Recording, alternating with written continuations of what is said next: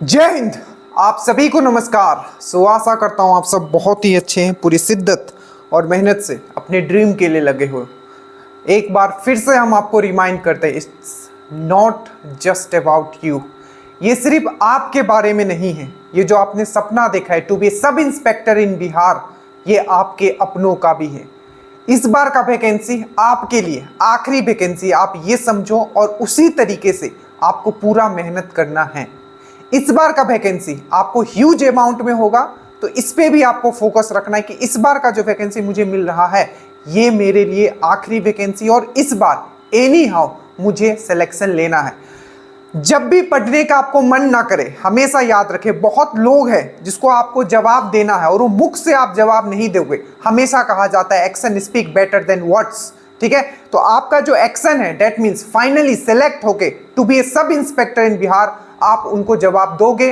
और अगर आप ड्रीम डोज के साथ जुड़े हुए, let me tell you guys, not only you will crack this exam, you will be among the topper. हम हमेशा कहते हैं पढ़ना उतना है जितना आपको एग्जाम में आता है, concise and conceptual, concise and conceptual. तो उतना ही आपको पढ़ाया जा रहा है जितना आपको जरूरत है, उसी को पढ़ना है, बार बार उसको लिख लिख के याद करना है। और मैं आपको इंश्योर करता हूं आप फाइनल मेरिट लिस्ट में आप अपना नाम देखोगे। बस भटकिएगा नहीं, क्योंकि जो भटकाव है स्पेशली बहुत ज्यादा है। मैंने बहुत लोगों को देखा है, स्पेशली 1275 टॉपर का मैं इंटरव्यू अब डालना, उन लोग भी अभी नए नए जगह गए तो बहुत सारा उनको भी परेशानी में। यही कहूंगा कि जो जीवन में जो संघर्ष है वो कभी खत्म नहीं होता है, ठीक है। आप ऐसा नहीं है कि आप सब इंस्पेक्टर बन जाओगे तो जीवन का सब संघर्ष ही खत्म हो, एक नए तरीके का संघर्ष आपको दिखेगा, ठीक है। बट एक आपके ऊपर एक बैच लग जाएगा, ठीक है। आपने समाज में कुछ किया है, ठीक है, ये आपके ऊपर एक बैच लगेगा, ठीक है। तो संघर्ष तो आपका चलता रहेगा, बट जो जितने भी टॉपर निकले हैं, ठीक है, उनका मैं इंटरव्यू डालूंगा, बट अभी ठीक है स्लोली अपलोड होगा। और उनका मैं बात बताता हूं, जो बहुत पढ़ लिए थे, इधर से उधर से पूरा ग्रंथ जमा कर लिए थे, उनका नहीं हुआ। वो अच्छे स्टूडेंट थे बट उनका नहीं हुआ, बस इसीलिए क्योंकि उन्होंने इतना पढ़ लिया कि जब एग्जाम का जब समय आया था, ठीक है, उन चीज़ों को वो रिवाइज नहीं कर पाया, और जो इजी टू मॉडरेट क्वेश्चन होता है वो भी उनसे गलती हो गया। मैं जो भी यहाँ बोलता हूँ एक्सपीरियंस्ड बेसिस पे बोलता हूँ, जो हमने कर रखा है वही मैं आपके सामने रखता हूँ, ठीक है। तो इस बात को आप ध्यान रखें, नीचे लिंक है, स्टेटस के क्वेश्चंस लिखना शुरू करें। और जितना आपको साइंस में ड्रीम डोज के द्वारा करवा दिया गया है, ना ही आपको बीपीएससी के लिए उससे ज़्यादा पढ़ना और ना ही आपको दरोगा के लिए उससे ज़्यादा पढ़ना है। बार बार उसी को रिवीजन कीजिए। बायोलॉजी का प्रिंट करवा लीजिएगा, जो पीडीएफ दिया गया है, केमिस्ट्री का भी बहुत जल्दी आपको दे दिया जाएगा। बट याद रखिएगा हमेशा वीडियोस देखना बहुत इंपॉर्टेंट है, और उस वीडियोस के एक्स्ट्रा पॉइंट जो भी आपने पीडीएफ प्रिंट करवाया उसमें लिखना बहुत जरूरत है। आपको कोई बीट नहीं करेगा, ये मैं फिर से बोल रहा हूं, आप बहुत आगे निकल चुके हो। स्टार्ट करते हैं। 1275 का ये जो शिफ्ट 2 था, पार्ट 1 हमने कर दिया, ये पार्ट 2 है। अब इसको हम लोग देखते हैं, एकदम केयरफुली एकदम सुनिएगा। एक और चीज, कम लिखूंगा, ज्यादा मैं बोलूंगा, ताकि ज्यादा से ज्यादा क्वेश्चंस हम लोग कवर कर पाए। स्टार्ट करते हैं। पहला क्वेश्चन है आपका, कल हमने 10 क्वेश्चन इससे पहले वाले वीडियो में ये किया था, पूरा का पूरा प्लेलिस्ट आपके लिए बना दिया गया। देखिए यूट्यूब पे कोई इतना मेहनत नहीं कर रहा। आप कौन है, आप बताओ कौन सा ऐसा टीचर जो स्पेशली पूरा का दरोगा का पूरा ज्योग्राफी हमने आपको पढ़ाया है यूट्यूब पे, ठीक है। तो उसका आप यूटिलाइज करो, और अगर चैनल पे नहीं हो तो बस आपसे एक ही सपोर्ट आता है कि सब्सक्राइब कर दिया करो। अगर वो करते हो तो मोटिवेशन मिलता है, ऐसे नहीं भी करोगे तो हम तो पढ़ाएंगे, ठीक है। चलिए, क्योंकि मुझे पता है कि इससे बहुत लोगों को बेनिफिट होगा, बेनिफिट हुआ है, इसलिए सिलेक्शन भी इतना हुआ है, ठीक है। अब देखिए यहां है आपका पहला क्वेश्चन है, ये पार्ट 2 है, शिफ्ट 2 का, 1275 शिफ्ट 2 का पार्ट 2, ठीक है। इसमें कुछ पार्ट शिफ्ट 1 का भी है, पर मेनली शिफ्ट 2 के ही क्वेश्चन है। देखिए सबसे पहले, और साइंस के क्वेश्चन सबसे मैक्सिमम होते हैं, ठीक है। तो अगर आपका साइंस पे कमांड है तो दरोगा और बीपीएससी दोनों कमांड में है, आप थोड़ा ये समझ के रखो। 20 क्वेश्चंस आएंगे जिसमें कि आपका 18 कंफर्म है, आपको वीडियो पीडीएफ से रहेगा, तो बस आपको रिपीट मोड में लग जाना है, उसको रिवीजन करना है। पहला क्वेश्चन है, mixer can be separated by separating funnel. कौन सा ऐसा इसमें मिक्सचर है, ठीक है, मिश्रण है, जिसका आप अलग कर सकते हो उस मिश्रण को, किसके द्वारा, तो पृथक्करण एक फनल आता है, फनल कीप फनल आता है, पृथक्करण फनल आता है। तो यहाँ बेसिकली निम्नलिखित में कौन सा मिश्रण पृथक्करण फनल द्वारा या पृथक्करण कीप द्वारा अलग किया जा सकता है, ठीक है। तो कौन सा ऐसा मिक्सचर है जिसको हम लोग सेपरेटिंग फनल द्वारा अलग कर सकते हैं? हिंदी इंग्लिश दोनों में लेके चलेंगे, थोड़ा आप लोग भी सपोर्टिव रहिएगा।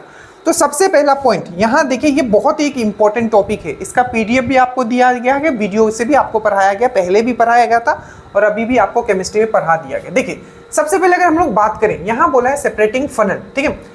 तो देखिए सबसे पहले यहाँ आप ऑप्शन देखो, मैं सबको एक बार एलुब्रेट कर दूंगा जितने भी इंपॉर्टेंट क्वेश्चन इससे बने हुए हैं, ठीक है। तो ये है आपका अल्कोहल और पानी, क्या मतलब शराब और पानी। देखिए तो अल्कोहल यहाँ क्या हुआ है, अल्कोहल प्लस वाटर, ठीक है, ये है। दूसरे में है आपका नमक और पानी, that means salt plus water, ठीक है। तीसरे में है तेल और पानी, मतलब ऑयल प्लस वाटर, ठीक है। और लास्ट में आपका दूध से क्रीम निकालना। अब देखो सबसे पहला है शराब और पानी, that means alcohol and water. तो आपको मैंने पढ़ाया है कि जब भी दो चीज जैसे कि शराब हो गया और आपका पानी हो गया, इन दोनों का जो बॉइलिंग पॉइंट होता है, जो क्वथनांक बिंदु होता है, वो कितना होता है, दोनों का डिफरेंस होता है। जैसे कि पानी का जो है वो ऑलमोस्ट 100 डिग्री सेल्सियस होता है और जो शराब का है ऑलमोस्ट 70 प्लस होता है, ठीक है। तो हमेशा याद रखना, जब भी हमने आपको क्या करवाया था कि जब भी बॉइलिंग पॉइंट मतलब क्वथनांक, ठीक है, जब भी बॉइलिंग पॉइंट क्वथनांक बिंदु में जब डिफरेंस होता है, बहुत ज़्यादा डिफरेंस होता है, तो उस मिक्सचर को हम लोग अलग करने में क्या यूज करते हैं, डिस्टिलेशन, आश्वासन, ठीक है। क्या यूज करते हैं, डिस्टिलेशन। एक एक चीज आपको पढ़ाया गया है, ठीक है। आसवन, डिस्टिलेशन, क्या यूज करते हैं, डिस्टिलेशन, आसवन, डिस्टिलेशन या आसवन इसको बोलते हैं, आसवन विधि, डिस्टिलेशन प्रोसेस या आसवन विधि। तो हमेशा आपको याद रखना है शराब या पानी हो, ठीक है, शराब या पानी, दैट मीन्स आपका अल्कोहल, ठीक है, अल्कोहल प्लस आपका पानी हो, वाटर हो, ठीक है, या आपका एसीटोन। एसीटोन का भी क्या होता है, आपका जो क्वथनांक बिंदु है अल्कोहल है वो बहुत कम होता है कंपेयर टू वाटर, ठीक है। इसमें भी हम लोग क्या यूज करते हैं, चाहे अल्कोहल और पानी को अलग अलग करना हो, ठीक है, तो हम लोग क्या याद करेंगे, डिस्टिलेशन यूज करेंगे, ठीक है। या एसीटोन को वाटर से अलग करना हो तभी भी हम लोग डिस्टिलेशन, आसवन विधि यूज करेंगे। तो अगर आपको पूछा जाए, ठीक है, अल्कोहल को अगर मुझे पानी से अलग करना है, अगर मुझे अल्कोहल चाहिए जो कि पानी में मिक्स है, तो आप क्या क्या विधि यूज करोगे, आसवन विधि, जिसको हम लोग बोलते हैं इंग्लिश में डिस्टिलेशन। अगर आपको एसीटोन और वाटर को अलग करना है तो कौन सा विधि यूज करोगे, तो वो करोगे आप कौन सा, आसवन, डेस्मिन, डिस्टिलेशन। आसवन मतलब आपका डिस्टिलेशन। एक और चीज आपको याद रखना है जिसको हम लोग बोलते हैं डीसैलिनेशन, ठीक है, अलवणीयकरण। पानी में क्या होता है, जैसे कि देखो जो आपका साउथ इंडिया वाला साइड है, दक्षिण भारत वाला साइड है, उसमें क्या होता है, वहां पानी का मतलब पीने वाला पानी का बहुत प्रॉब्लम है, ठीक है, क्योंकि वहां जितने भी पानी होता है उसमें नमक ज्यादा ये हो गया। तो वहां क्या होता है, एक सिस्टम बनाया जाता है जिसको बोलते हैं डीसैलिनेशन सिस्टम, ठीक है, और लवणीयकरण, एक मशीन बनाया जाता है। तो डीसैलिनेशन में भी क्या यूज होता है, डीसैलिनेशन और लवणीयकरण में डीसैलिनेशन क्या होता है इसमें, तो जो नमक वाला पानी होता है, ठीक है, उसको क्या किया जाता है, पीने वाला पानी बनाया जाता है। तो ये भी क्या होता है, आपका डिस्टिलेशन प्रोसेस यूज किया जाता है, आसवन विधि यूज किया जाता है। मैं फिर से याद करवाता हूँ, डिस्टिलेशन, आसवन विधि मतलब ऐसे मिक्सचर को अलग करने में यूज किया जाएगा जहां मिक्सचर के जो दो जो चीज मिक्स हुए हैं, दो जो आपका चीज मिक्स है, जैसे कि आपका अल्कोहल, वाटर, इन दोनों में जो आपका बॉइलिंग पॉइंट होगा उसमें बहुत डिफरेंस होगा। जैसे कि अल्कोहल और वाटर का क्या आपका 100 डिग्री सेल्सियस होता है और अल्कोहल का ऑलमोस्ट आपका आई थिंक 78 डिग्री सेल्सियस होता है। यस 78 डिग्री सेल्सियस ही है, ठीक है, 78 डिग्री सेल्सियस। अब मानो इसको कैसे प्रोसेस से कैसे निकाला जाता है वो हमने आपको अच्छे से समझाया। एग्जाम पॉइंट ऑफ व्यू से आपको ये याद रखना है कि शराब और पानी को अगर अलग करना है तो हम लोग आसवन विधि यूज करेंगे। शराब और आपको एसीटोन को, आपको अल्कोहल और वाटर को अलग करना है, मतलब वही शराब और वाटर को आपको अलग करना है तो आपका डिस्टिलेशन यूज करेंगे, आसवन विधि यूज करेंगे। एसीटोन और आपका वाटर को अलग करना है तो इसमें भी हम लोग कौन सा विधि यूज करेंगे, डिस्टिलेशन। एसीटोन का जो बॉइलिंग पॉइंट होता है, क्वथनांक बिंदु जो होता है 56 डिग्री सेल्सियस होता है, इसका होता है आपका 100 डिग्री सेल्सियस। मैं बता चुका हूँ क्या प्रोसेस होता है, ठीक है। उसके बाद डीसैलिनेशन मतलब क्या है, देखिए इसमें क्या है, आपका वाटर होगा, ठीक है, और आपका सॉल्ट होगा, दोनों मिक्स होगा, ठीक है, पानी में मिक्स होगा। अब इसको हीट किया जाएगा तो पानी तो क्या होगा 100 डिग्री सेल्सियस पे क्या हो जाएगा, बॉईल हो जाएगा और पानी क्या हो जाएगा, भाप बन जाएगा और बाद में उसको ठंडा कर लिया जाता है तो पीने वाला पानी हो जाता है और जो सॉल्ट है वो एक तरफ जमा रह जाता है। तो अगेन फिर से डीसैलिनेशन के लिए बहुत इंपॉर्टेंट पॉइंट है, डीसैलिनेशन आसवन विधि किसके किसके लिए, जहां आपका बॉइलिंग पॉइंट में बहुत डिफरेंस हो, जैसे कि अल्कोहल वाटर हो गया, एसीटोन और वाटर हो गया और आपका पानी और सॉल्ट हो गया। ठीक है, तो ये था आपका डीसैलिनेशन। दूसरा है आपका नमक और पानी। अब देखिए यहां बोला है नमक और पानी, आपका डिपेंड करता है कि आपको चाहिए क्या। ठीक है, जैसे ये सब जो विधि था, ये सब जो विधि था, जैसे अल्कोहल और वाटर है तो इसमें क्या हमें चाहिए, तो अल्कोहल चाहिए। ठीक है, तो हम लोग डीसैलिनेशन यूज करेंगे। एसीटोन और वाटर, इसमें हमें क्या चाहिए, एसीटोन चाहिए तो डीसैलिनेशन यूज करेंगे। वाटर और सॉल्ट, इसमें हमें क्या चाहिए, हमें वाटर चाहिए तो हम लोग डीसैलिनेशन यूज करेंगे। बट यहां देखो, यहां है नमक और पानी। ठीक है, नमक, अब मान लो कि आपको नमक और पानी में आपको नमक चाहिए तो आप क्या करोगे, इसमें भी क्या प्रोसेस यूज करेंगे, तो ये जो प्रोसेस होगा इसको हम लोग बोलते हैं वाष्पीकरण, दैट मीन्स वेपोराइजेशन। वाष्पीकरण, वेपोराइजेशन, वाष्पीकरण। अब देखो यहाँ क्या है, नमक और पानी। नमक और पानी को आपको अलग करना है। चाहिए आपको नमक, क्या चाहिए आपको, आपको नमक चाहिए। यहाँ आपको क्या चाहिए था, पानी चाहिए था। तो नमक और पानी अगर मिक्स है, ध्यान से, नमक और पानी अगर आपका मिक्स है, ठीक है, और अगर आपको चाहिए पीने वाला पानी तो आप क्या यूज करोगे, अलवणीयकरण। इसको प्रोसेस से ये होता है और जिसमें कि कौन सा प्रोसेस यूज किया जाता है, डीसैलिनेशन, आपका आसवन विधि। अब यहाँ देखो, यहाँ है नमक और पानी। ठीक है, तो नमक और पानी का अगर हम लोग बात करें तो हमें अभी यहाँ चाहिए नमक। तो सिंपल है, हम लोग क्या करते हैं, जो आपका सागर का पानी होता है, सी का पानी, उसको इकट्ठा करते हैं, उसको धूप में छोड़ देते हैं। तो जो उसमें नमक होता है वो तो रह जाता है, पर पानी जो क्या है, भाप बन के उड़ जाता है। हमें पानी नहीं, हमें नमक चाहिए था। तो नमक और पानी में अगर हमें नमक चाहिए तो सिंपल है, हम लोग क्या करेंगे, वेपोराइजेशन, वाष्पीकरण प्रोसेस यूज करेंगे। ठीक है, ये चीज समझ में आया। चलिए, उसके बाद है आपका नेक्स्ट यहाँ तेल और पानी। अब हमने आपको एक चीज समझाया था कि जब भी दो ऐसा मिक्सचर जो कभी मिक्स ना हो, जैसे तेल और पानी कभी मिक्स होगा नहीं होगा, तो इसमें सिंपल हम लोग कीप लगाएंगे। कीप मतलब कीप फनल, मैंने आपको बताया था कि ये एक फनल है। मान लो यहाँ एक नीचे में पाइप लगा हुआ है। ठीक है, मैंने आपको कैसे समझाया था, ये है, ठीक है, यहाँ एक, ठीक है, अगर ये है, ठीक है, तो इसमें हम लोग क्या कर देते थे, मान लीजिए तेल और पानी दोनों, अगर क्या है, तेल और पानी ये कभी मिक्स नहीं होगा। तो जब भी कोई ऐसा मिक्सचर, ठीक है, दो ऐसे सब्सटेंस, दो ऐसे पदार्थ जो कभी मिक्स नहीं होंगे, ठीक है, उस कंडीशन में हम लोग क्या यूज करते हैं, तो सेपरेटिंग फनल या पृथक्करण फनल का हम लोग यूज करते हैं। क्या करते हैं, पृथक्करण फनल का।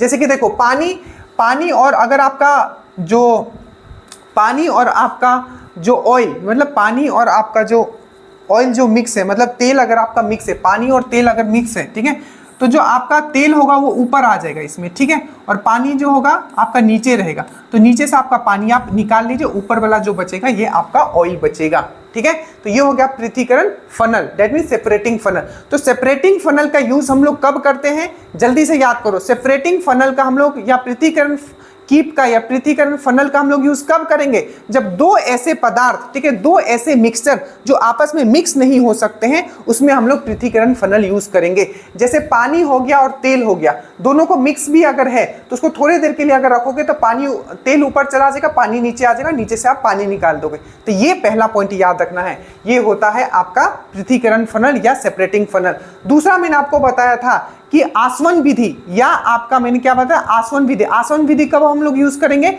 दो ऐसे पदार्थ जिनका क्या होगा, बॉइलिंग पॉइंट क्या होगा, बॉइलिंग पॉइंट क्या होगा, बहुत ही डिफरेंस होगा, तो उसमें हम लोग क्या यूज करेंगे, आसवन विधि यूज करेंगे। और वेपोराइजेशन मैंने आपको क्या बोला था, वाष्पीकरण कब यूज करेंगे, जैसे कि हमको नमक बनाना है, ठीक है, दो ऐसे पदार्थ, ठीक है, दो ऐसे पदार्थ, ठीक है, जिसका क्या हो, आपका एक वोलेटाइल हो, एक non volatile. Volatile, non volatile क्या होता है, वोलेटाइल मतलब क्या होता है, जो कि गर्मी से क्या हो जाता है, वो भाप बन के उड़ जाता है। नॉन वोलेटाइल मतलब क्या, गर्मी तो देंगे पर वो भाप बन के उड़ेगा नहीं। तो इसका क्या हो जाएगा आंसर, इसका जो आंसर आपका हो जाएगा, ये हो जाएगा आपका कि तेल और पानी। तेल और पानी क्या है, आपका दो ऐसे आपके लिक्विड है, दो ऐसे तरल पदार्थ हैं, ठीक है, जो कि आपका कभी मिक्स नहीं होंगे। तो इसमें आपका यूज किया जाएगा आपका क्या, इसमें आपको यूज किया जाएगा सेपरेटिंग फनल या पृथक्करण फनल, सेपरेटिंग फनल। यहां से क्वेश्चन आपका आएगा फिर, ठीक है, ठीक है। इसमें क्या यूज, इसमें हम लोग नहीं बना सेपरेटिंग फनल, इसमें फिर से नमक और पानी,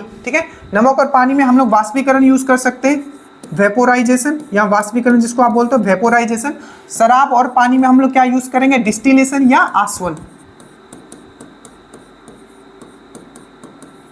ठीक है। ये चीज याद रखना, कुछ भी पूछेगा तो याद रखना। यहाँ है दूध से क्रीम को, मतलब दूध से अगर क्रीम को हमें निकालना है तो इसमें हम लोग बोलते हैं अपकेंद्रण विधि, अपकेंद्रण विधि जिसको हम लोग बोलते हैं सेंट्रीफ्यूगल मेथड। क्या बोलते हैं, अपकेंद्रण विधि या सेंट्रीफ्यूगल मेथड, अपकेंद्रीयन सेंट्रीफ्यूगल मेथड या अपकेंद्र विधि, ठीक है। आप लोग पढ़े हो ना, इतना तो वर्ड आप लोग समझते ही होंगे, ठीक है। सेंट्रीफ्यूगल। एक और बीपीएससी में क्वेश्चन पूछा गया था कि जो आपका वॉशिंग मशीन है वो किस सिद्धांत पे काम करता है, तो अपकेंद्रीय, ठीक है। अपकेंद्रीय जो विधि होता है, अपकेंद्रीय जो फोर्स होता है, ठीक है, उस पे आपका ये काम करता है, मतलब सेंट्रीफ्यूगल मेथड पे काम करता है। तो वॉशिंग मशीन जो है आपका, वॉशिंग मशीन किस मेथड पे काम करता है, तो सेंट्रीफ्यूगल मेथड पे काम करता है या अपकेंद्रण विधि पे काम करता है, अपकेंद्रण विधि पे काम करता है। ये सब चीज याद रखोगे। तो दूध से क्रीम कैसे निकालते हैं, तो सेंट्रीफ्यूगल मेथड के द्वारा निकालते हैं, अपकेंद्रण विधि के द्वारा निकालते हैं। और जो आपका वॉशिंग मशीन काम करता है किस मेथड पे काम करता है, तो अपकेंद्रण विधि पे काम करता है या सेंट्रीफ्यूगल मेथड पे काम करता है। एक बार मैं इंग्लिश बोल दूंगा, उसका हिंदी भी बता दूंगा, उसके बाद इंग्लिश वर्ड यूज करूंगा, ठीक है। अपकेंद्रण, नहीं तो क्या हो जाएगा, टाइम बहुत ज्यादा लग जाएगा। तो ये था आपका पहला क्वेश्चन। नेक्स्ट क्वेश्चन पूछा गया था, ठीक है, ये क्वेश्चन भी पूछा गया था कि कौन सा ऐसा पॉलीमर मतलब होता है बहुलक, याद रखना पॉलीमर मतलब बहुलक, ठीक है, और पॉलीमराइजेशन मतलब बहुलीकरण, ठीक है। तो यहाँ पूछा कि कौन सा ऐसा पॉलीमर है, ठीक है, जिसको कंडेंसेशन प्रोसेस द्वारा बनाया जाता है, मतलब कौन सा ऐसा बहुलक है जिसको संघनन, ठीक है, संघनन बहुलीकरण द्वारा बनाया जाता है, ठीक है। तो अब देखो, मैंने आपको दो पॉलीमराइजेशन पढ़ाया था, मतलब अगर आपको बहुलक बनाना है, बहुलक मतलब पॉलीमर, अगर आपको पॉलीमर बनाना है तो दो तरीके से आप बना सकते हो, ठीक है। मैंने दो मेथड आपको बताया था basically exam point of view से। एक तो था आपका कंडेंसेशन जिसको बोला जाता है संघनन, ठीक है, कंडेंसेशन, और दूसरा था आपका एडिशन, ठीक है। तो एडिशन मतलब जोड़। तो एक जोड़ आपको विधि मैंने बताया था और एक संघनन विधि बताया था। तो जो संघनन विधि है, ठीक है, अब इसमें डिटेल में नहीं जाएंगे, जो पूछा गया है उससे क्या क्वेश्चंस बनता है उस पे जाएंगे, ठीक है। तो सबसे पहले हमें कंडेंसेशन पॉलीमराइजेशन में क्या होता था, ठीक है, कि इसमें बेसिकली आपको याद रखना है, ठीक है, कि कंडेंसेशन पॉलीमराइजेशन में कौन से आपके पॉलीमर बनते हैं, कौन से आपके बहुलक बनते हैं, इसको डिटेल में मैंने आपको पढ़ाया है। तो सबसे पहले अगर कंडेंसेशन पॉलीमर का हम लोग बात करें तो यहाँ है पीवीसी है, टेफ्लॉन है, ऑर्डलोन है। ऑर्डलोन मतलब होता है आपका ऊन। यहाँ है मेलानिन है, नाइलॉन है, बेकेलाइट है और पॉलीइथाइलिन है, ठीक है। यहाँ पूछा है कि कौन सा है जो कंडेंसेशन मेथड के द्वारा बनाया जाता है, ठीक है। तो देखो, सबसे पहले अगर हम लोग देखें, यहाँ दिया हुआ है आपका पीवीसी एंड टेफ्लॉन। तो ये दोनों जो है बेसिकली जो बनाया जाता है, ये बनाया जाता है एडिशन पॉलीमराइजेशन के द्वारा, मतलब जोड़ बहुलीकरण द्वारा बनाया जाता है, एडिशन पॉलीमराइजेशन। तो ये तो हो गया आपका एडिशन पॉलीमराइजेशन, मतलब जोड़ बहुलीकरण द्वारा बनाया जाता है, एडिशन पॉलीमराइजेशन बनाया जाता है। उसके बाद अगर आप ऑर्डलोन देखते हो, ऑर्डलोन, ठीक है, और मेलानिन, तो ये जो मेलानिन है, ठीक है, ये मेलानिन है, ये तो कंडेंसेशन पॉलीमर द्वारा, मतलब संघनन मेथड द्वारा बनाया जाता है, कंडेंसेशन। याद रखना है ये सब, ठीक है, ये सब लिख के रखना है, शॉर्ट नोट्स बना के रखना है। मेलानिन जो है कंडेंसेशन, कौन सा कंडेंसेशन है और कौन सा आपका एडिशन है, कौन सा संघनन है, कौन सा जोड़ है, ठीक है, ठीक है। उसके बाद जो आपका नाइलन है और आपका जो बेकेलाइट है, ये जो है ये भी आपका कंडेंसेशन है, ठीक है। और पॉलीइथाइलिन जो है ये आपका क्या है, एडिशन में। तो मैं फिर से लिख देता हूं, एडिशन में आपको याद रखना है पीवीसी, टेफ्लॉन और पॉलीइथाइलिन। क्या याद रखना है, पॉलीइथाइलिन, ठीक है, पॉलीइथाइलिन, ठीक है। तो पीवीसी याद रखना है, टेफ्लॉन याद रखना है, पॉलीइथाइलिन याद रखना है और ऑर्डलोन याद रखना है, ठीक है। ये जितना भी है, पीवीसी हो गया, टेफ्लॉन हो गया, पॉलीइथाइलिन हो गया, ऑर्डलोन हो गया। और कंडेंसेशन में आपको याद रखना है आपका नाइलन, यहाँ क्या बोला है, polymer is prepared by the condensation polymer, ठीक है। तो यहाँ हो गया आपका नाइलन, ठीक है, फिर से हो गया बेकेलाइट, नाइलन हो गया, बेकेलाइट हो गया। उसके बाद इसमें और भी क्वेश्चंस मैं बताऊंगा कि क्या क्या क्वेश्चंस और पूछे गए, ठीक है। अगर आपने कभी ये चीज़ नहीं पढ़ा है, घबराने की जरूरत नहीं, बस इतना याद कर लेना, ठीक है। नाइलन हो गया, बेकेलाइट हो गया, ठीक है। उसके बाद सेलुलोज हो गया, उसके बाद स्टार्च हो गया, ठीक है। उसके बाद मेलानिन हो गया, मेलानिन हो गया। उसके बाद इपॉक्सी हो गया। ये कहीं नहीं मिलेगा जी, आपको लिख लेना है, ठीक है। तो ये सब जो है आपका संगणन पॉलीमर का उदाहरण है।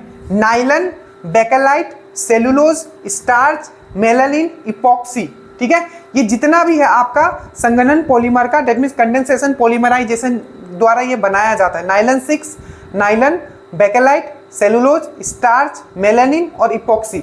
एग्जाम में डायरेक्टली ऑप्शन में दिया हुआ था, सिर्फ नाइलन दिया हुआ था, आपको नाइलन टिक मार के आना था। अब मेरे साथ अब कुछ पॉइंट जो है आपको याद रखना है, जैसे पीबीसी। पीबीसी जो है आपको किस चीज के लिए यूज किया, ये सब जितना भी ये बहुलक है, डेट मीन्स ये पॉलीमर है, ठीक है। तो पीबीसी जो बना होता है ये किससे बना होता है, आपको सिंपल पूछा जाएगा तो विनाइल क्लोराइड, विनाइल क्लोराइड से बना होता है।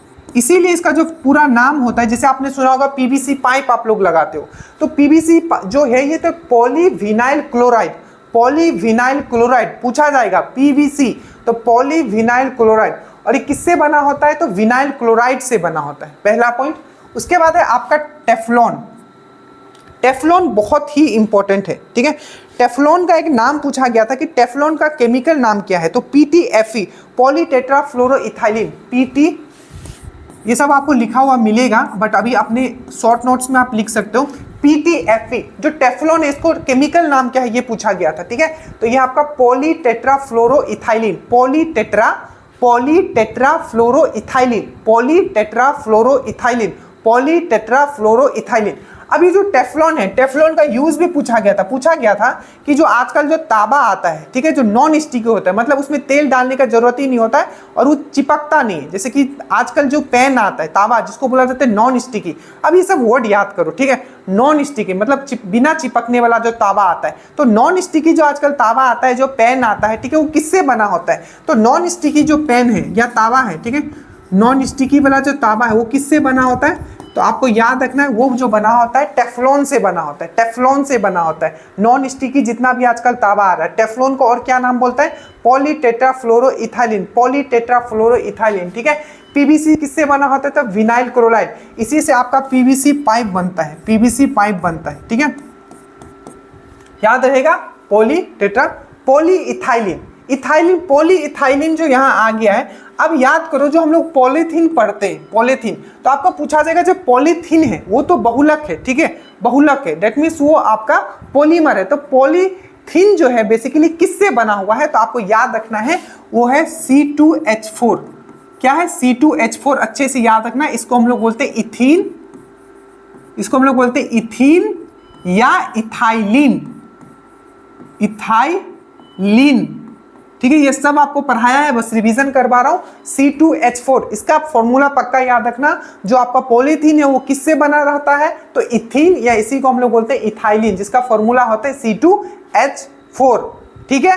अगर हम लोग यहाँ कंडेंसेशन पॉलीमर में आता है, संगणन ये आपका बहुलीकरण में आता है, तो नाइलन, तो ये जो नाइलन जो है आपको याद रखना है, ये एक कृत्रिम रेशा है। क्या है, कृत्रिम रेशा है। ये क्या है, सिंथेटिक फाइबर है। मैंने डिटेल में आपको पढ़ाया है, कल वाला जो आपका टॉपिक होगा रूटीन में, उसमें ये इंक्लूड किया जाएगा आपका पूरा चैप्टर। बस अभी देखो नाइलन, नाइलन किस विधि द्वारा बनाया जाता है, तो कंडेंसेशन पॉलीमराइजेशन द्वारा बनाया जाता है। दूसरा, नाइलन क्या है, तो याद रखना एक सिंथेटिक आपका क्या है, फाइबर है, मतलब कृत्रिम रेशा है। नाइलन आखिर किससे बना होता है, क्योंकि ये तो है तो पॉलीमर, किससे बना होता है, तो कैप्रोलैक्टम, याद रखना, कैप्रोलैक्टम से बना होता है। कैप्रोलैक्टम किससे बना होता है, तो कैप्रोलैक्टम, अपने शब्दों में लिखो, ठीक है। हमने बोल दिया कैप्रोलैक्टम, आप हिंदी में लिखते हो हिंदी में लिखो, इंग्लिश में लिखता है इंग्लिश में लिखो। अब यहाँ आपका बेकेलाइट, अब ये बेकेलाइट बहुत इंपॉर्टेंट है, आपको पूछा जाता है जो कंघी होता है वो किससे बना होता है, बेकेलाइट से बना होता है। घर का जो स्विचेस होता है वो किससे बना होता है, बेकेलाइट से बना होता है। याद रखिएगा बेकेलाइट बहुत इंपॉर्टेंट है। और एक बार और पूछा गया था कि जो आपका बेकेलाइट है बेसिकली किससे बना होता है, तो बेकेलाइट बहुत बार पूछा गया है। तो बेकेलाइट जो बना होता है phenol and formaldehyde, phenol and formaldehyde, अपने शब्दों में लिखो, ठीक है, फॉर्मेल्डिहाइड, फॉर्मेल्डिहाइड, ठीक है, फिनोल एंड फॉर्मेल्डिहाइड। तो बेकेलाइट किससे बना होता है? तो फिनोल एंड फॉर्मेल्डिहाइड से बना होता है। नाइलॉन किससे बना होता है? तो कैप्रोलैक्टम से बना होता है। बाकी सेलुलोज हो गया, स्टार्च हो गया, मेलानिन हो गया, इपॉक्सी हो गया, ये जितना भी है आपने यहाँ देखा है, ये सब जो है आपका किसका उदाहरण है? तो कंडेंसेशन पॉलीमर का उदाहरण है। और जो हमने यहाँ लिखा, ठीक है, जैसे कि पीबीसी हो गया, टेफ्लॉन हो गया, पॉलीइथाइलिन हो गया, ऑर्लोन हो गया, ये सब जो है आपका किसका उदाहरण है? तो ये जो उदाहरण है आपका किसका? जोड़ बहुलीकरण का, या इसी को बोलते हैं एडिशन पॉलीमराइजेशन का एग्जाम्पल है। ठीक है, तो इसका जो सही एग्जाम्पल होगा, फिर से एक बार रिपीट करते हैं, जो पीबीसी एंड टेफ्लॉन है, ये क्या है? आपका एडिशन पॉलीमर। एडिशन पॉलीमर मतलब क्या होता है? पॉलीमराइजेशन मतलब आपका जोड़ बहुलीकरण का जो है ये उदाहरण है, उसी के मेथड द्वारा बनाया जाता है। तो ये ऑर्लोन भी क्या है? ये एडिशन पॉलीमर है। बाकी नाइलॉन हो गया, बेकेलाइट हो गया, मेलानिन हो गया, ठीक है, ये सब किसका है? तो ये है आपका कंडेंसेशन पॉलीमर का। फिर से पोलोइथाइलिन किसका है? तो आपका ये है आपका किसका? आपका एडिशन पॉलीमर का।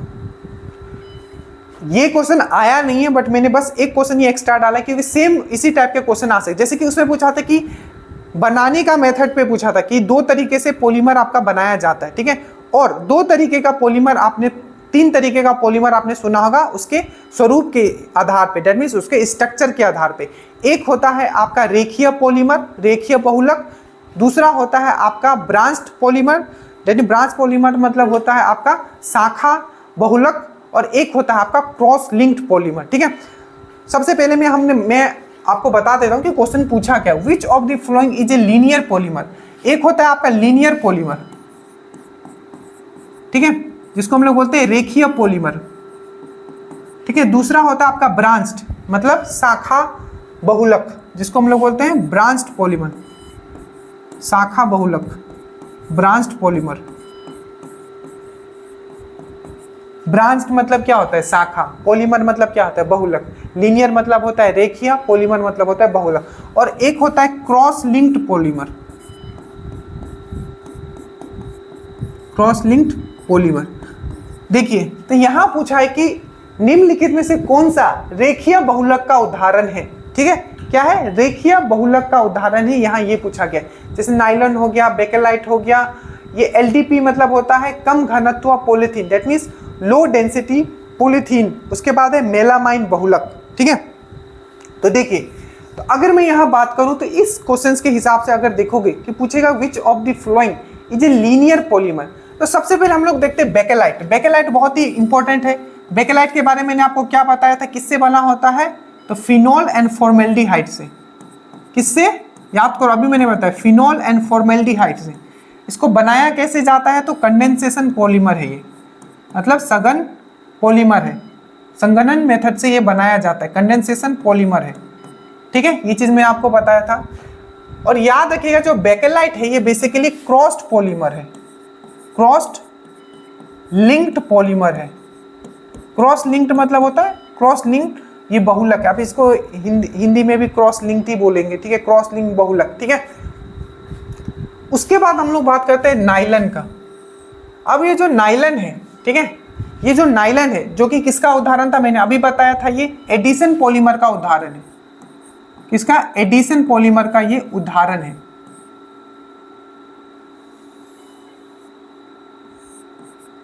ठीक है, तो इसमें क्वेश्चन क्या पूछा है कि निम्नलिखित में से कौन सा लीनियर पॉलीमर है? तो बेकेलाइट तो आपका क्रॉस लिंक्ड पॉलीमर हो गया। नाइलन जो होता है ये लीनियर पॉलीमर है, मतलब रेखीय पॉलीमर का एग्जांपल है। ठीक है, उसके बाद है यहाँ एलडीपी, लो डेंसिटी, तो ये जो है आपका ब्रांच्ड पॉलीमर का एग्जांपल है। इसको लिख लेना ये सब, ठीक है। और जो मेलामाइन है, मेलामाइन जो है ये भी आपका क्रॉस लिंक्ड पॉलीमर का एग्जांपल है, क्रॉस लिंक्ड पॉलीमर। ठीक है, तो यहाँ सिंपल है, आपको पूछा है कि which of the following is a linear polymer, कौन सा रेखीय पॉलीमर का एग्जांपल है? तो नाइलॉन जो है रेखीय पॉलीमर का एग्जांपल है। बेकेलाइट जो आपका किसका है? तो क्रॉस लिंक्ड पॉलीमर का एग्जांपल है। मेलामाइन भी जो है क्रॉस लिंक्ड पॉलीमर का एग्जांपल है। और जो कम घनत्व, लो डेंसिटी जो पॉलीथीन है, ये आपका शाखीय बहुलक का एग्जाम्पल है, या उसको ब्रांच्ड पॉलीमर का एग्जाम्पल है। ये चीज आपको याद रखना है। ठीक है, तो ये भी टॉपिक आपको करवाया गया है, एक बार देख लीजिएगा, वीडियो पीडीएफ इसका दिया जाएगा। उसके बाद ये सब बेसिक क्वेश्चन है कि आंख का जो निकटतम, ठीक है, बिंदु वो कितना है, नियरेस्ट पॉइंट, जो आदमी सबसे सामने तक जो अच्छे तरीके से देख सकता है वो कितना है, नियरेस्ट पॉइंट यहाँ पूछा गया है, ठीक है, कि आंख का निकटतम बिंदु कितना है। तो आइस का अगर हम लोग बात करें, ठीक है, तो यहाँ से बहुत क्वेश्चंस आपके पूछे जाते हैं, बस आप ध्यान देना। सबसे पहले आपको पूछा जाएगा कि इसका निकटतम बिंदु कितना है, तो आप बोलोगे 25 सेंटीमीटर, मतलब नियरेस्ट पॉइंट जो है इसका कितना है, तो 25 सेंटीमीटर। नेक्स्ट पॉइंट आपको पूछा जाएगा इसका दूर का मैक्सिमम कैपेसिटी कितना है, फारदेस्ट पॉइंट का कैपेसिटी कितना है, जैसे निकटतम बिंदु तो इतना है और दूर का कितना है, तो दूर का आपको बोलना है इन्फिनिटी है। अच्छे से याद रखना, यहाँ कोई रेंज आपको नहीं लिखना है। जो फारदेस्ट पॉइंट है, जो दूर का, जो इसका जो आपका इसका रेंज है, आंख का जो रेंज है दूर का, सबसे दूर तक कितने दूर तक देख सकता है अच्छे से, तो इन्फिनिटी माना है। सबसे कम जो निकटतम बिंदु इसका कितना है, तो 25 सेंटीमीटर है। उसके बाद आपको पूछा जाता है, दरोगा में पूछा, अब जितने क्वेश्चंस पूछे गए दरोगा में आज से मैं आपको करवा देता हूँ, चाहे एक्साइज में पूछा चाहे आपका दरोगा में। उसके बाद आपको पूछा जाएगा कि जो आंख के जो डॉक्टर होते हैं उसको क्या बोला जाता है, ऑफ्थोमोलॉजिस्ट, ऑफ्थोमोलॉजिस्ट। और आंख के अध्ययन को क्या बोलते हैं, ऑफ्थोमोलॉजी, ऑफ्थोमोलॉजी। तो अगर पूछे कि आंख के अध्ययन को, आंख के स्टडी, आई के स्टडी को क्या बोलते हैं, तो ऑफ्थोमोलॉजी बोलते हैं, और आंख के डॉक्टर को क्या बोलते हैं, ऑफ्थोमोलॉजिस्ट बोलते हैं। एक क्वेश्चन पूछा गया था आपका एक्साइज में, जो आंख का जो नेत्र, जो आई है, जो नेत्र गोलक है, ये नेत्र गोलक, दैट मीन्स जो ये आई बॉल है, उसका आपका डायमीटर कितना होता है, तो 2.3 सेंटीमीटर होता है। आपको अच्छे से याद रखना है कि जो नेत्रक का जो गोलक है उसका जो डायमीटर होता है, ठीक है, जो आपका व्यास होता है, ठीक है, जो नेत्रक गोलक का जो व्यास होता है वो कितना होता है, 2.3 सेंटीमीटर होता है। दैट मीन्स जो आई बॉल है उसका जो डायमीटर होता है वो कितना होता है, तो 2.3 सेंटीमीटर होता है, ठीक है, ये चीज याद रखना है। आई का अगर हम लोग बात करें, आंख का अगर हम लोग बात करें, तो सबसे पहले आपको याद रखना आई में हमारा कौन सा लेंस होता है, हमारा आंख जो इसमें कौन सा लेंस होता है, तो आप बोलोगे कॉन्वेक्स, मतलब उत्तल लेंस, उत्तल लेंस होता है, कॉन्वेक्स लेंस होता है, उत्तल लेंस होता है, आपको याद रखिएगा, ठीक है, याद रखिएगा कौन सा होता है, तो उत्तल लेंस होता है। उसके बाद आपको पूछा जाता है, ठीक है, कि जो हमारा जो फोकल दूरी होता है, आंख का जो फोकल दूरी होता है, दैट मीन जो फोकल लेंथ होता है आंख का, ठीक है, उसको कंट्रोल कौन करता है, तो आपको याद रखना है सिलेरी मसल। कौन करता है, आपका सिलेरी मसल। ये भी क्वेश्चन आपका पूछा गया, इवन दरोगा, ये बीपीएससी में भी पूछा गया था, तो आपको याद रखना है जो आंख का जो फोकल दूरी होता है, ठीक है, फोकस दूरी होता है, उसको कंट्रोल कौन करता है, तो आपको सिलेरी मसल करता है। हमारा आंख का जो इमेज है, ठीक है, जो प्रतिबिंब है वो कहाँ बनता है, तो आपको याद रखना है कहाँ बनता है प्रतिबिंब, आंख का जो प्रतिबिंब है वो रेटिना पे बनता है। कहाँ बनता है, रेटिना पे बनता है। कैसे, कहाँ बनता है, रेटिना पे। और कैसा इमेज बनेगा, कैसा प्रतिबिंब बनेगा, तो हमारा उत्तल लेंस होता है। आंख में क्या होता है, उत्तल लेंस होता है। उत्तल लेंस हमेशा क्या बनाता है, रियल एंड इन्वर्टेड, मतलब वास्तविक एंड उल्टा बनाएगा। हमेशा इमेज जो बनेगा रियल एंड इन्वर्टेड बनेगा, मतलब वास्तविक एंड उल्टा बनेगा, ठीक है, आंख का याद रखिएगा, बहुत बार क्वेश्चन पूछा गया है। अगर हम लोग आंख का बात करें, ठीक है, तो और क्या क्वेश्चन पूछा गया है, तो आइस का अगर हम लोग बात करेंगे तो एटलीस्ट इतना याद रखो कि इसका निकटतम जो होता है, निकटतम बिंदु जो होता है 25 सेंटीमीटर होता है, सबसे दूर वाला इन्फिनिटी होता है। आंख के स्टडी को ऑफ्थोमोलॉजी बोला जाता है। फिर आंख का जो गोलक है, ठीक है, नेत्र गोलक जो है उसका जो डायमीटर है कितना है, 2.3 सेंटीमीटर। डायमीटर मतलब होता है व्यास, ठीक है। और जो हमारा फोकल दूरी उसको कंट्रोल कौन करता है, तो सिलेरी मसल करता है। कौन सा लेंस होता है, उत्तल लेंस होता है, कॉन्वेक्स लेंस होता है। कैसा इमेज बनता है, तो हमेशा वास्तविक एंड उल्टा बनता है, रियल एंड इन्वर्टेड बनता है और रेटिना पे बनता है, ठीक है।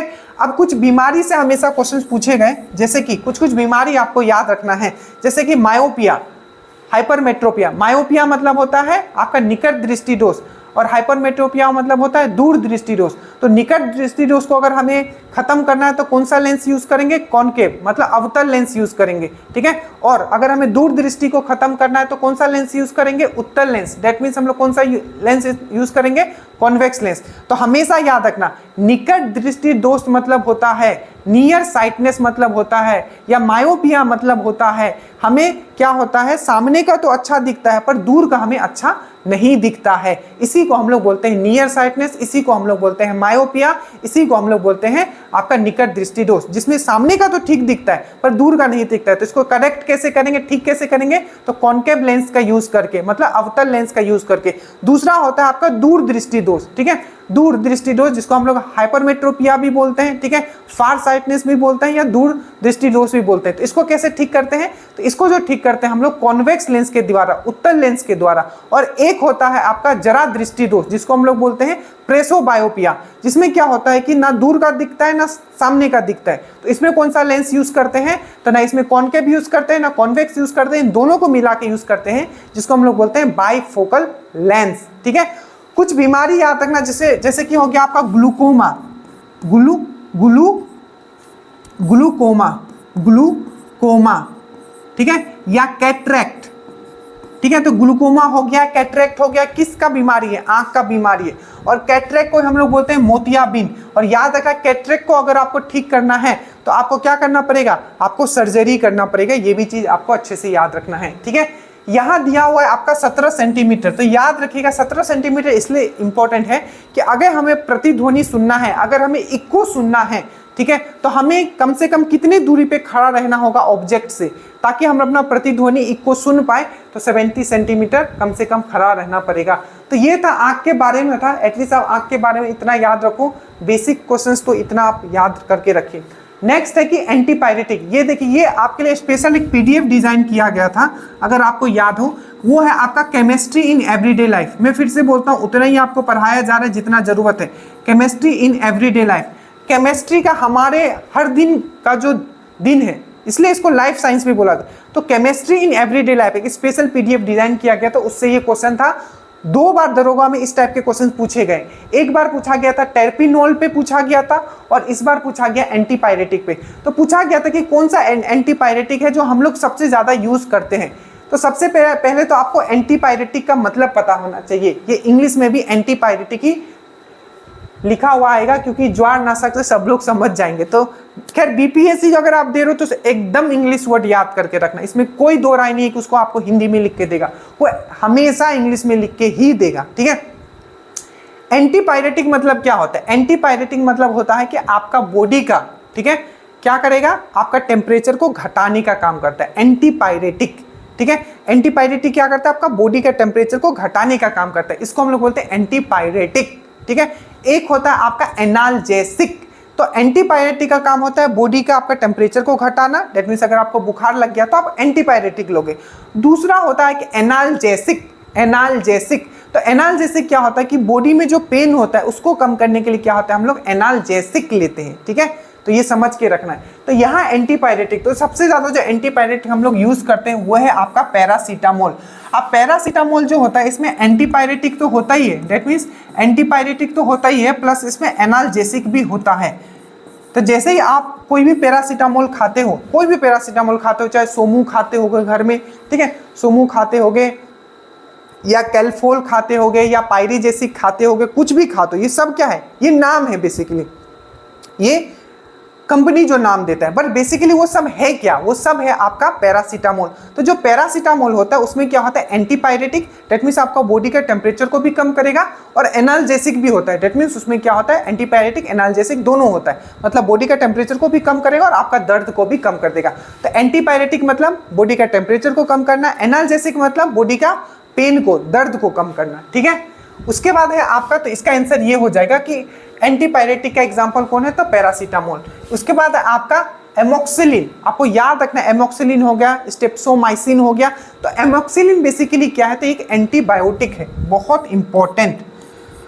तो बेसिकली एंटीबायोटिक जो दिया जाता है, आपको पता है एंटीबायोटिक, तो पहला जो एंटीबायोटिक जो बना था, ठीक है, जो अलेक्जेंडर फ्लेमिंग ने पहला एंटीबायोटिक बनाया था जिसका नाम दिया था पेनिसिलिन, ठीक है, पेनिसिलिन। तो एंटीबायोटिक जो बेसिकली दिया जाता है, जो बेसिकली ये बैक्टीरिया जो आपके बॉडी में होता है, ठीक है, उसके ग्रोथ को कम करने के लिए दिया जाता है, जो भी बैक्टीरिया होता है उसके ग्रोथ को कम करने के लिए। इसीलिए जब भी आप देखोगे कोई भी अगर आपको नॉर्मल छोटा मोटा अगर बीमारी होता है तो उसमें क्या किया जाता है, आपको दवाई के साथ साथ एक एंटीबायोटिक भी दे दिया जाता है, ताकि जो आपका बैक्टीरिया है बॉडी में, उसको जो इन्फेक्शन हुआ है जिसके कारण, ठीक, उस इन्फेक्शन को कम किया जा सके। किसके द्वारा, आपको एमोक्सिलिन के द्वारा। एमोक्सिलिन तो खैर एक नाम है, ठीक है, मेन है ये। एमोक्सिलिन क्या है, तो एक एंटीबायोटिक है। एमोक्सिलिन क्या है, तो एक एंटीबायोटिक है। एंटीबायोटिक का सबसे पहले किसने डिस्कवर किया था, तो आपका अलेक्जेंडर फ्लेमिंग ने किया था। किसने किया था? अलेक्जेंडर फ्लेमिंग ने किया था। और पहला एंटीबायोटिक कौन सा? तो आपको याद रखना है वो था आपका पेनिसिलिन, जो कि एक फंगस से, कवक से बना था। ये सब क्वेश्चन पूछा गया। उसके बाद है ये आपका बेंजलकोनियम क्लोराइड। ये बेंजालकोनियम क्लोराइड और अल्फा टेर्पिनॉल। तो ये जो आपका अल्फा टेर्पिनॉल है, इससे क्वेश्चन आपका पूछा गया था कि जो अल्फा टेर्पिनॉल है बेसिकली किसके लिए यूज होता है? तो याद रखना जो डिटॉल आपका बनता है, डिटॉल, ठीक है, जो आपका डिटॉल आपने सुना होगा, डिटॉल जो लिक्विड वाला डिटॉल आता है, तो ये जो अल्फा टेर्पिनॉल है ये एंटीसेप्टिक के काम आता है। तो मैंने क्या क्या बताया? एंटीपायरेटिक आपको बताया, एनाल्जेसिक मैंने आपको बताया, ठीक है। उसके बाद एंटीपायरेटिक, एनाल्जेसिक, एंटीबायोटिक और एंटीसेप्टिक। तो ये है आपका डिटॉल, जो एग्जांपल है आपका एंटीसेप्टिक का। आप घबराओ मत, बस सुनते हुए चलना, सब चीज आपका पीडीएफ में लिखा हुआ आएगा जब आपको ये टॉपिक पढ़ाया जाएगा। तो ये है आपका एंटीसेप्टिक। एंटीसेप्टिक का सबसे बड़ा चीज याद रखिएगा, ये हमेशा बाहर से लगाया जाता है, जैसे कि बेटाडीन हो गया, तो एंटीसेप्टिक हमेशा बाहर से ही लगाए। जैसे घाव हो गया, ये कहीं कट गया तो हम लोग उस पर लगा देते हैं बाहर से। तो एंटीसेप्टिक का काम क्या होता है? बाहर से आपका घाव ये सबको ठीक करने में काम करता है, ठीक है। तो ये जो है आपका अल्फा टेर्पिनॉल, डिटॉल, टेर्पिनॉल, डिटॉल, टेर्पिनॉल, डिटॉल, टेर्पिनॉल। तो याद रखिएगा अल्फा टेर्पिनॉल एंड बेंजालकोनियम क्लोराइड, ये दोनों जो है आपका एंटीसेप्टिक है, ठीक है। एंटीसेप्टिक का एग्जांपल आपने जैसे कि बेटाडीन हो गया, डिटॉल हो गया, ये सब जो है आपका एंटीसेप्टिक है। ये चीज आई थिंक आपको समझ में आ गया होगा। इसका एग्जांपल था एंटीपायरेटिक, पूरा डिटेल में मैंने आपको समझा दिया, ठीक है। नेक्स्ट है कि आपका Audible range of sound for human कितना है, ठीक है। मनुष्य के लिए ध्वनि की श्रव सीमा कितना है, मतलब जो मनुष्य है, ठीक है, वो कितने रेंज का साउंड सुन सकता है। तो आपको बड़ा इजी है ये है आपका 20 हर्ट्ज टू 20 किलो हर्ट्ज। ये हर्ट्ज जो है ये बेसिकली क्या बता रहा है? तो आवृत्ति बता रहा है। डेट मीन्स आपका फ्रीक्वेंसी, आप फ्रीक्वेंसी बता रहा है आपका, ठीक है। तो फ्रीक्वेंसी का यूनिट होता है आपका हर्ट्ज। तो इस रेंज का अगर कोई साउंड होगा, इस रेंज का अगर कोई साउंड होगा तो लोग जो है आपका सुन पाएंगे। दैट मीन्स आपको यहाँ आ जाएगा 20 hertz to 20 kilohertz. 20 kilohertz से अगर ज्यादा हो जाता है इसको बोलते हैं हम लोग प्रासुरन, ठीक है, प्रासुरन या अल्ट्रासोनिक, ठीक है। प्रासरव्य ध्वनि, प्रासरव्य ध्वनि या अल्ट्रासोनिक साउंड, प्रासरव्य ध्वनि या अल्ट्रासोनिक साउंड। तो जो अल्ट्रासोनिक साउंड होगा वो हमेशा किससे बड़ा होगा? तो 20 किलो हर्ट्ज से बड़ा होगा। अल्ट्रासोनिक क्या होगा? 20 किलो हर्ट्ज से बड़ा होगा। दो ऐसा जानवर जिसको आपको याद रखना है, ये भी क्वेश्चन पूछा गया, पोर्पोइसिस, पोर्पोइसिस, पोर्पोइसिस। तो पोर्पोइसिस एक ऐसा जानवर है जो कि अल्ट्रासाउंड वेव, प्रासरव्य ध्वनि छोड़ सकता है। और दूसरा आपको याद रखना है पोर्पोइसिस के साथ एक और याद रखना है आपका बैट, चमगादड़। तो चमगादड़ भी क्या होता है? अल्ट्रासोनिक वेव छोड़ सकता है, ठीक है। अच्छे से आपको याद रखिएगा। और इससे जो कम साउंड होता है इसको हम लोग बोलते हैं इंफ्रासोनिक, ठीक है। 20 किलो हर्ट्ज से ज्यादा को हम लोग बोलते हैं अल्ट्रासोनिक, अल्ट्रासोनिक साउंड, ठीक है, प्रासरव्य ध्वनि, ठीक है। और 20 हर्ट्ज से, 20 हर्ट्ज है ये, 20 किलो हर्ट्ज है, इससे कम होगा तो हम लोग बोलते हैं इसको इंफ्रासोनिक, इंफ्रासोनिक साउंड। आप कुछ चीज याद रखो। साउंड एक ऐसा टॉपिक है, मैं बता रहा हूं ना, 95% टॉपिक वही रहेंगे जो पहले आ चुके हैं, बस आपको समझ के पढ़ना है। अगर मैं ये साउंड का, बहुत बार साउंड से क्वेश्चन पूछा, अगर मैं साउंड यहां लिखता हूं, ध्वनि यहां लिखता हूं, सबसे पहले आपको याद रखना है ध्वनि जो है कि यांत्रिक तरंग है। क्या है? एक यांत्रिक तरंग है। दैट मीन्स आपका मैकेनिकल वेव है। क्या है? यांत्रिक वेव है। दैट मीन्स मैकेनिकल वेव है, यांत्रिक तरंग है। और यांत्रिक तरंग में भी कैसा है? ये आपका अनुदैर्घ्य। क्या है? अनुदैर्घ्य। दैट मीन्स लॉन्गिट्यूडनल वेव है। तो यहां से आपने क्या समझा? ये एक आपका मैकेनिकल वेव है, दैट मीन्स यांत्रिक तरंग है, और एक लॉन्गिट्यूडनल वेव है। लॉन्गिट्यूडनल वेव है मतलब ये आपका एक अनुदैर्घ्य तरंग है, ठीक है। नेक्स्ट आपको याद रखना है, जिस साउंड का जो सबसे ज्यादा स्पीड होता है वो हमेशा सॉलिड में होता है, ठीक है। नेक्स्ट एक क्वेश्चन हमेशा आपको फंसाएगा, हमेशा याद रखेगा, साउंड का स्पीड जो होता है, साउंड का जो चाल जो होता है, ठीक है, कभी भी आपका प्रेशर पे डिपेंड नहीं करता है। हमेशा याद रखना, कभी भी प्रेशर पे डिपेंड नहीं करता है। प्रेशर जो भी हो, इसका जो साउंड का जो स्पीड है, ठीक है, साउंड का जो स्पीड है उस पर कोई असर नहीं पड़ेगा। दैट मीन्स ये आपका प्रेशर पे डिपेंड नहीं करता है इसका स्पीड, ठीक है। प्रेशर पे, दाब पे इसका स्पीड डिपेंड नहीं करता है। बट हमेशा याद रखना कि टेम्परेचर पे इसका स्पीड डिपेंड करता है। अगर किसी माध्यम का, किसी मीडियम का अगर टेम्परेचर आप बढ़ा दोगे, किसी माध्यम में किसी आपका टेम्परेचर अगर आप बढ़ा दोगे तो हमेशा याद रखना कि साउंड का जो स्पीड है वो आपका बढ़ जाएगा। तो याद रखना टेम्परेचर पे ये डिपेंड करता है, ठीक है। किसी माध्यम या मीडियम का अगर टेम्परेचर बढ़ा दोगे स्पीड ऑफ साउंड इंक्रीज हो जाएगा। बट ये प्रेशर, दाब पे कभी डिपेंड नहीं होता। किसी भी माध्यम में दाब बढ़ा दोगे इसका स्पीड पे कोई फर्क नहीं पड़ेगा। सबसे ज्यादा जो इसका स्पीड होता है वो सॉलिड में होता है। ये एक यांत्रिक तरंग है, डेट मीन्स मैकेनिकल वेव है, और एक लॉन्गिट्यूडनल वेव है, डेट मीन्स आपका एक अनुदैर्ध्य तरंग है। एक क्वेश्चन और आपको याद रखना है, साउंड जो है, ठीक है, सूखे हुए एयर में ज्यादा फास्ट जाएगा या भीगा हुआ एयर मतलब मोइस्ट एयर में? तो हमेशा याद रखना इसका स्पीड जो होगा मोइस्ट एयर में हमेशा ज्यादा होगा, ठीक है। ऐसा हवा जिसमें पानी का बूंद अगर हल्का है तो उसमें वो ज्यादा स्पीड से जाएगा, सूखा हुआ हवा में उतना स्पीड से नहीं जाएगा। तो ये भी चीज आपको साउंड के बारे में याद रखना है, ठीक है। बाकी बहुत सारा चीजें अभी इतना ही याद रखो इसमें। उसके बाद है स्टोन। ये बहुत इंपॉर्टेंट क्वेश्चन है, दो था, एक ही कंसेप्ट पे दो क्वेश्चन पूछा गया था जो मैंने आपको समझाया है। अब ध्यान से देखिए, एक लड़का है, ठीक है, एक लड़का है जो क्या किया है, पत्थर, ठीक है, पत्थर क्या किया है उसने, पत्थर क्या किया उसने, क्या किया है, धागा में बांधा और ऐसे ऐसे घुमा रहा है। तो एक कोई पत्थर को इस तरीके से वो घुमा रहा है, ठीक है। लड़का यहाँ बीच में होगा, ठीक है। इसको मैं थोड़ा और बड़ा सा ड्रॉ करता हूँ, ठीक है। तो कुछ इस तरीके से वो घुमा रहा है, ठीक है। लड़का बीच में है और वो ऐसे ऐसे घुमा रहा है, ठीक है, ऐसे ऐसे घुमा रहा है। तो बोला है कि जब वो इस तरीके से एक पत्थर बांध के इस तरीके से घुमा रहा है, ठीक है, एक पत्थर को रस्सी से बांधकर गोल गोल घुमाया जाता है, जैसे जैसे वो घूमता है, ठीक है, उसमें इसमें से कौन सा है जो कांस्टेंट रहेगा, चेंज नहीं होगा। यहाँ क्वेश्चन में ये था कि ठीक है, वेलोसिटी हो गया, स्पीड हो गया, एक्सेलरेशन हो गया या ऑल, इसमें से कौन सा ऐसा ऑप्शन है जो कांस्टेंट रहेगा, मतलब जो चेंज नहीं होगा। जब ऐसा मतलब जब वो पत्थर बांध के इस तरीके से घुमाएगा, ठीक है, तो इसमें से कौन सा चीज है जो उस समय कांस्टेंट रहेगा, चेंज नहीं होगा।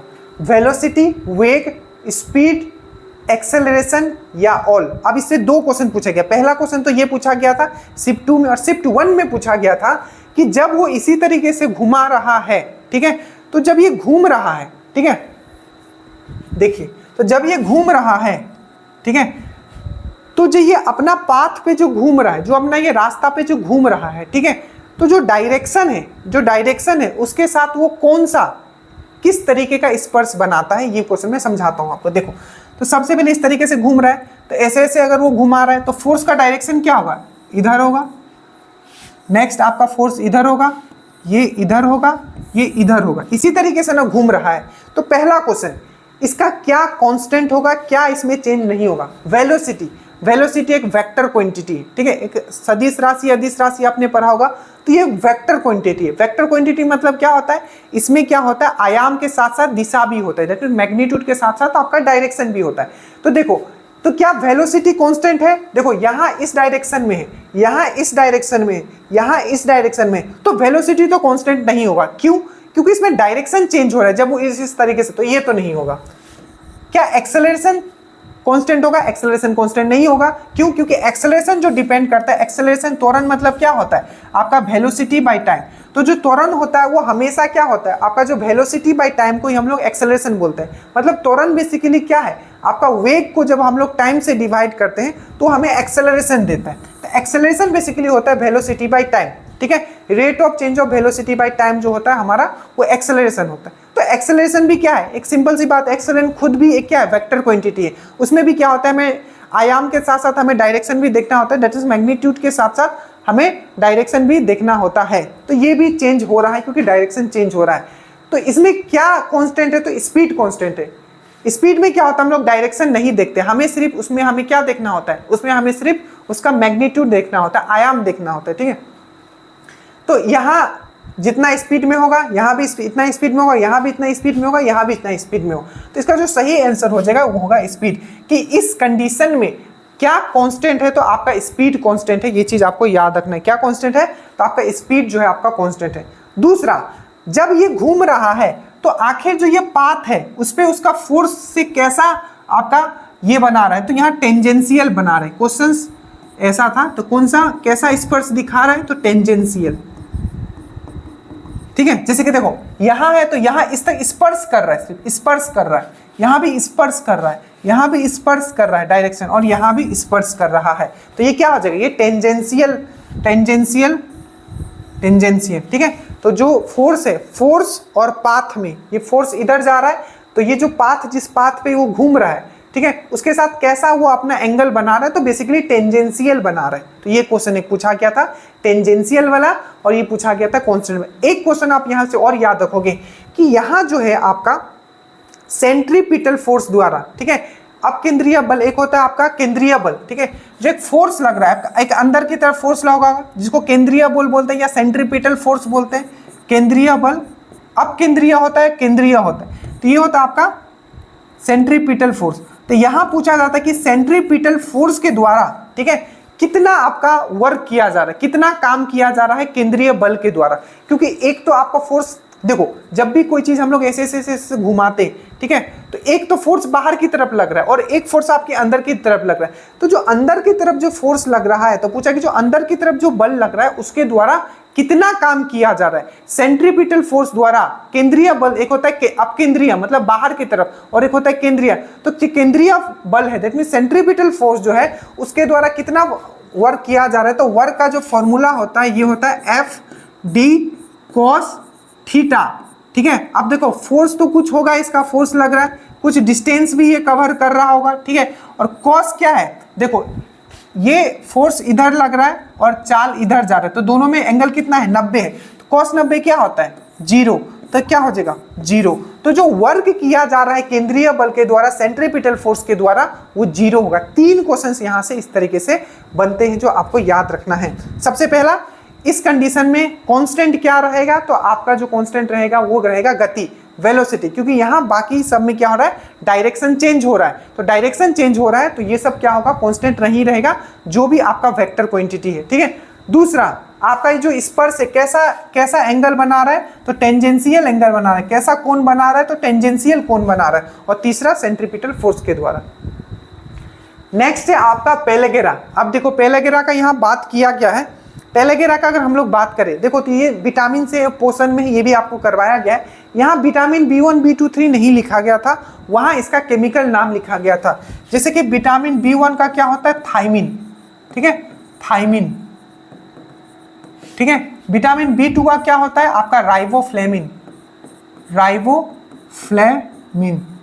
ठीक है, राइबोफ्लेविन। विटामिन B3 का क्या होता है, नाइसिन, नियासिन या नाइसिन या निक्टिनोमाइड भी इसको बोलते हैं, नियासिन बोल सकते हो, ठीक है, नियासिन बोल सकते हैं या निक्टिनोमाइड भी बोला जाता है B3 को। तो नियासिन मैंने लिख दिया। और ए को बोला जाता है रेटिनॉल, अच्छे से याद रखना ये सब। विटामिन ए को क्या बोला जाता है, रेटिनॉल। विटामिन B1 को क्या बोला जाता है, थायमिन। विटामिन B2 को क्या बोला जाता है, राइबोफ्लेविन। और विटामिन B3 को क्या बोला जाता है, नियासिन। तो यहाँ बोला है कि पेलेगेरा जो है किसके कमी के कारण होता है, तो आपको याद रखना है नियासिन के कमी के कारण होता है, विटामिन B3 के कारण। विटामिन B2 के कारण, विटामिन B1 के कारण क्या होता है, विटामिन B1 के कारण क्या होता है, तो बेरी होता है, बेरी। तो बेरी जो डिजीज है, बेरी वो किस विटामिन के कमी के कारण होता है, तो विटामिन B1 के कारण। विटामिन ए जो है जिसको हम लोग रेटिनॉल बोलते हैं, इससे एक्सरसाइज में बहुत बार क्वेश्चन पूछा कि एक्सरसाइज में सबसे पहला विटामिन ए की कमी से होता है आपका नाइट ब्लाइंडनेस। विटामिन ए की कमी से क्या होता है, नाइट ब्लाइंडनेस, दैट मींस रतौंधी। और दूसरा होता है आपका जेरोथेलेमिया। एक क्या होता है, रतौंधी, और दूसरा होता है आपका जेरोथेलेमिया। जेरोथेलेमिया क्या है, जिसमें आपका आंख सूख जाता है। तो ये 2 बीमारी आपको विटामिन ए से याद रखना है। विटामिन ए का क्या है केमिकल नेम, तो रेटिनॉल। और याद रखना एक एक्सरसाइज में क्वेश्चन पूछा गया था कि विटामिन ए का कमी हो जाता है तो क्या खाना चाहिए, तो सुनहरा चावल। तो गोल्डन राइस जो होता है, गोल्डन राइस, तो गोल्डन राइस जो है, ठीक है, सुनहरा चावल, गोल्डन राइस, ये किस चीज के लिए बहुत अच्छा है, तो विटामिन ए के लिए बहुत अच्छा है। उसी तरीके से कैरोट जो होता है, गाजर भी किसके लिए बहुत अच्छा है, तो आपको याद रखना है आपका retinol, that means vitamin A के लिए। हमेशा याद रखना, जो एक होता है कलर ब्लाइंडनेस, ठीक है, कलर ब्लाइंडनेस। तो कलर ब्लाइंडनेस में क्या होता है, तो हमेशा याद रखना कलर ब्लाइंडनेस एक जेनेटिक डिजीज है। बट आपका जो रतौंधी है वो जेनेटिक डिजीज नहीं, वो विटामिन के कमी से होता है। तो विटामिन अगर खाओगे तो वो चीज़ आपका ठीक हो सकता है, पर कलर ब्लाइंडनेस ठीक नहीं हो सकता है क्योंकि जेनेटिक डिजीज है। एक चीज़ और याद रखना कि जो कलर ब्लाइंडनेस है किसने डिस्कवर किया था, पूछा गया था, तो जॉन डेल्टन ने किया था। और अगर आपको कलर ब्लाइंडनेस होता है तो ये भी पूछा गया कौन से कलर में आपको अंतर करने में प्रॉब्लम होगा, तो ग्रीन और रेड में प्रॉब्लम होगा आपको अंतर करने में, ग्रीन और रेड में। तो ये क्वेश्चन याद रखिएगा। नेक्स्ट है आपका कि परमानेंट, यहां पूछा है कि पानी की स्थायी कठोरता, देखो हटाने में क्या कि अगर उसे स्थायी कठोरता अगर हटाना है पानी का, that is permanent hardness of अगर वाटर अगर हमें हटाना है तो क्या यूज करना पड़ेगा। देखिए एक होता है टेम्पोररी अस्थायी कठोरता पानी का, तो अस्थायी कठोरता अगर हमें हटाना हुआ तो पहला पॉइंट याद रखना, अगर वहां लिखा हुआ है आपका अस्थायी, दैट मीन्स नॉन परमानेंट अगर हार्डनेस है अगर पानी में तो उसको आप सिंपली हटा सकते हो किसके द्वारा, गर्म करके, दैट मीन्स आपका बॉइलिंग करके। तो बॉइलिंग करके गर्म करके आप क्या हटा सकते हो, तो आपको अस्थायी कठोरता हटा सकते हो। और याद रखिएगा अस्थायी कठोरता that means non permanent hardness of the water होता है कैल्शियम एंड मैग्नीशियम। अब ध्यान से देखना जो मैं क्या बोलने जा रहा हूं, ठीक है।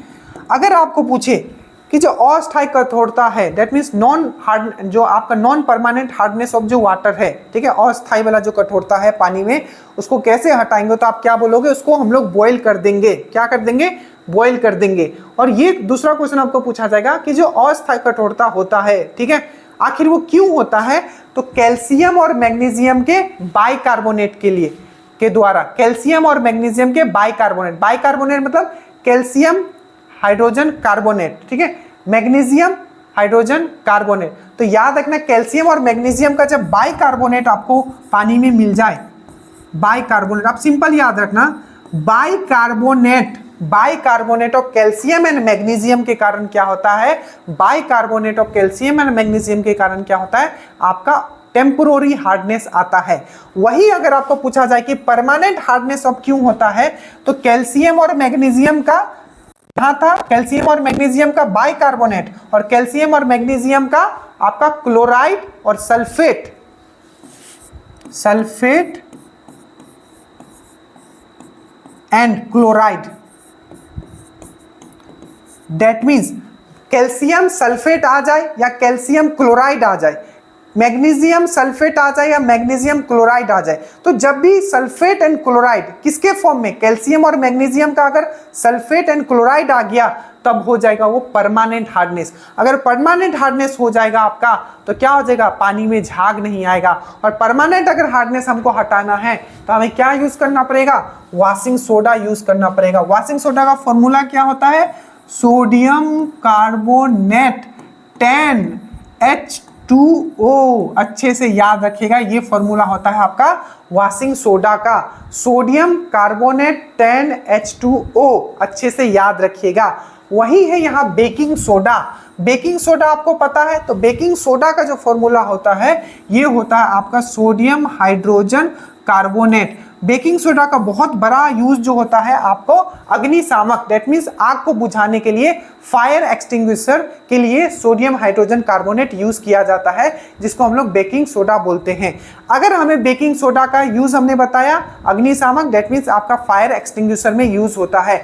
फॉर्मूला क्या है, सोडियम हाइड्रोजन कार्बोनेट। एक क्वेश्चन पूछा गया था कि जो सोडियम हाइड्रोजन कार्बोनेट है, ठीक है, इसका हम लोग अगर सोडियम हाइड्रोजन कार्बन जिसको हम लोग बेकिंग सोडा बोलते हैं, इसी से हमें अगर बेकिंग पाउडर बनाना है, क्योंकि जो केक बनाने के लिए बेकिंग पाउडर चाहिए होता है, तो इसमें और क्या मिलाना होगा, तो इसमें आपको मिलाना होगा tartaric acid, tartaric acid, tartaric acid. तो याद रखना यही डिफरेंस कि बेकिंग सोडा और बेकिंग पाउडर में डिफरेंस क्या है, तो बेकिंग जो पाउडर है उसमें टार्टरिक एसिड आ जाता है, आपका सोडियम हाइड्रोजन कार्बोनेट है। और जो टार्टरिक एसिड है याद रखिएगा ये इमली में मिलता है। यहां आपको दिया हुआ है आपका लाइम।